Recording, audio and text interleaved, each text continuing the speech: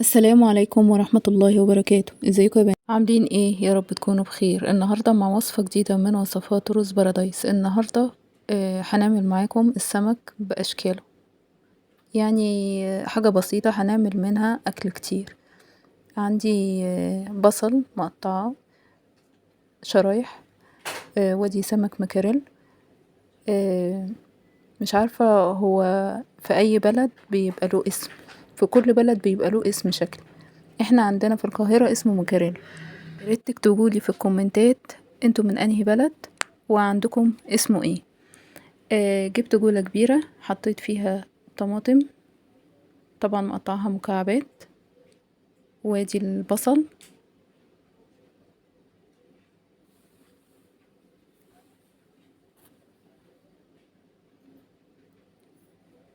طبعا السمك المفروض ان احنا ناكله اقل حاجة مرة واحدة في الاسبوع، دي اقل حاجة. المفروض ان احنا نزود على الاقل اكتر حاجة في الجسم هو الفوسفور. ودي نص راس توم، بفرمها مع ملح وكمون، وادي ملح وكمون من كل حاجة نص معلقة، وادي الخل، وهنحط الليمون. هبتدي اقلب كده،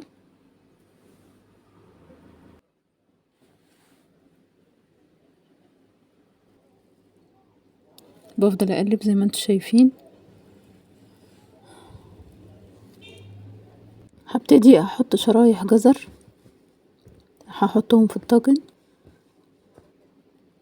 وعليهم شرايح بطاطس، وعليهم شرايح ليمون، ممكن تحطي شرايح طماطم. هحطهم كده،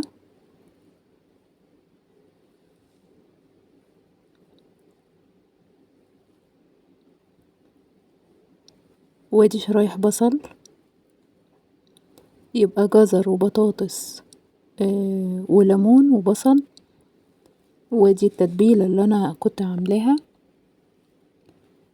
حطيت منها معلقتين بس. وهبتدي احط السمك ارصه كده.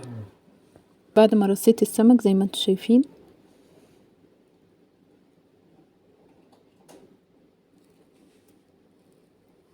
بحط عليه بقية الخضار اللي انا متبلاه، ببتدي احطه كده.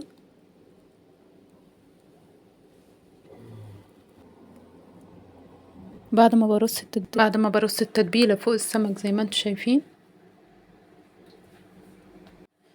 الطاجن دلوقتي بقى جاهز. هدخله بقى الفرن. قبل ما ادخله بعصر الليمون بتاعي، وبحط زيت،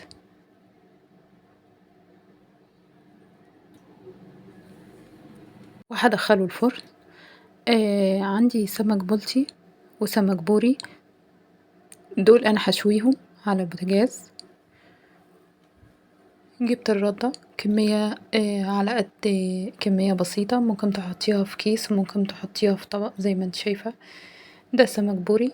ممكن ان انت تشوي حتى المكاريل، ساعات بشويه برضو. وهو بيتشوي طبعا التكة اللي انت بتعمليها ان انت بتعملي تتبيلة التوم دي وتحطي عليها نص كوباية مية ومعلقتين خل زيادة، وتبتدي ان انت تشربي السمك بالشكل ده. السمك بيطلع طعمه حلو قوي قوي من جوه، بيطلع شارب ليمون وخل. على قد ما تقدري اعملي الطريقة ديت، احلى بكتير من اللي انتي بتشويه من بره. وبكده خلاص الاكل بيكون جاهز. بنعمل جنبه رز ابيض زي ما احنا شايفين. بتمنى الفيديو يكون عجبكم، وما تنسونيش في لايك وشير وسبسكرايب علشان يوصلكم كل جديد. والسلام عليكم ورحمة الله وبركاته. عايزة اقول لكم ان الاكل ريحته حلوة قوي. انا بحب السمك جدا، طبعا جنبه سلطة. ياريت اللي بيحب السمك زي يقولي في كومنت.